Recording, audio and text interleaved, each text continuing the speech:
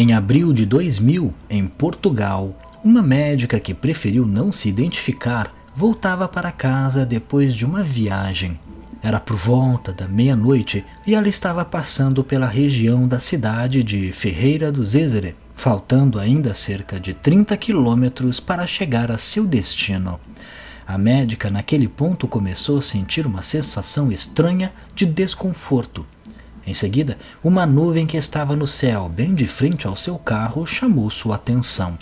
Esta nuvem, segundo a médica, possuía características estranhas, pois mudava de forma toda hora, e inclusive desaparecia do seu campo de visão e reaparecia no momento seguinte.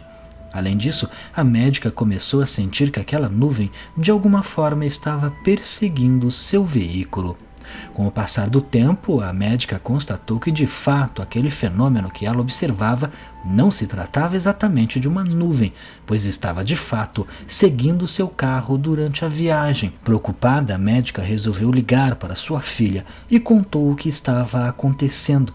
Ainda assim, a sensação de estar sendo perseguida e aquele fenômeno estranho, a deixando extremamente desconfortável, começou a se transformar em pânico.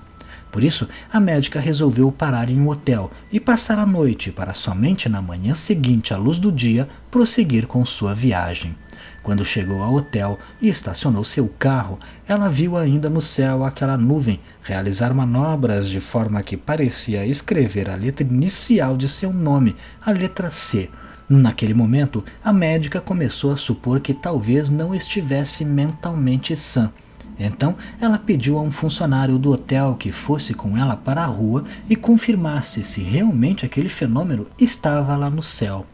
O funcionário a acompanhou e confirmou que, de fato, não era algo da sua imaginação.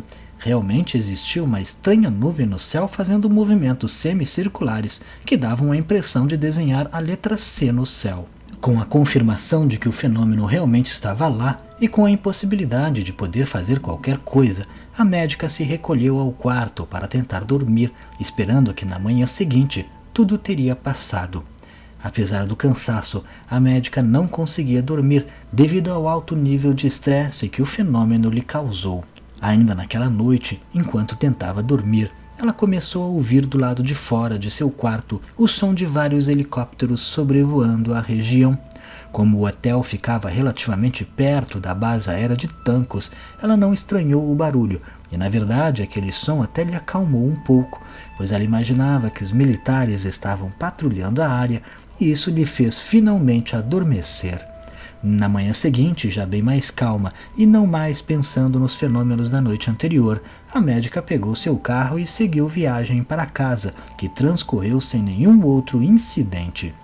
3 semanas depois, a médica notou uma cicatriz com cerca de 14 centímetros em seu pescoço, algo que não havia motivo para estar ali.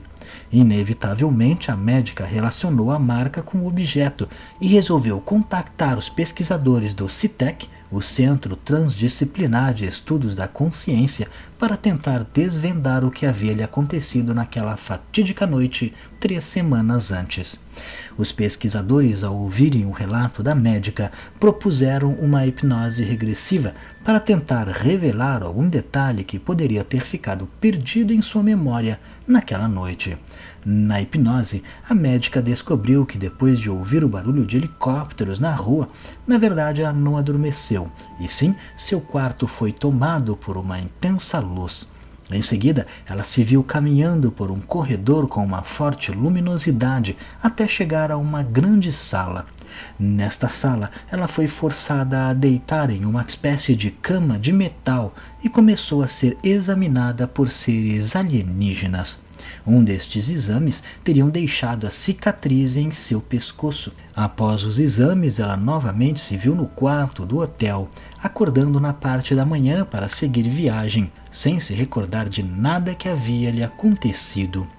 Neste caso, temos um incidente envolvendo a abdução, ocorrido bem mais recentemente, o que mostra que casos de abdução alienígena ocorrem ainda nos dias atuais. Vale ressaltar que a testemunha teve a iniciativa de procurar um grupo de pesquisadores que estudam este tipo de fenômeno, mas poderia ser que ela simplesmente ignorasse o fato e continuasse a vida sem nunca realmente descobrir o que aconteceu. Os casos que envolvem hipnose regressiva são sempre controversos, justamente porque esta técnica pode, mesmo que sem querer, implantar memórias falsas na mente do paciente, principalmente porque neste caso a própria testemunha já havia pré-concluído que a resposta para o que havia lhe acontecido tinha a ver com o fenômeno.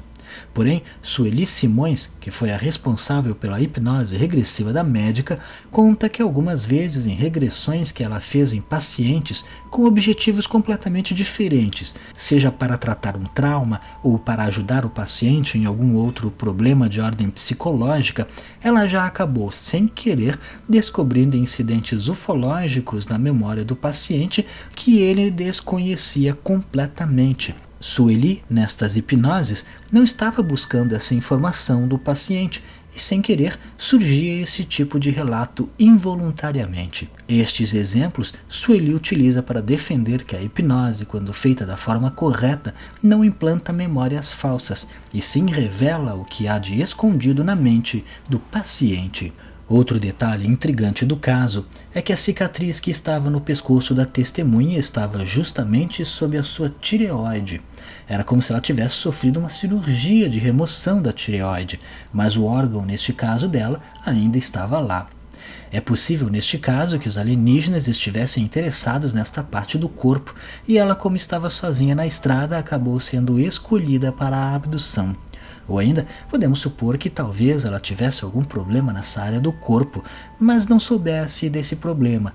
Mas os seres detectaram e resolveram mexer ali, e talvez até curar algum eventual problema que ela teria naquele órgão. Obviamente, essas são apenas suposições. Nada disso foi comprovado ou sequer especulado nas investigações, mas é uma possibilidade que podemos imaginar baseando-se naquilo que foi descoberto do incidente.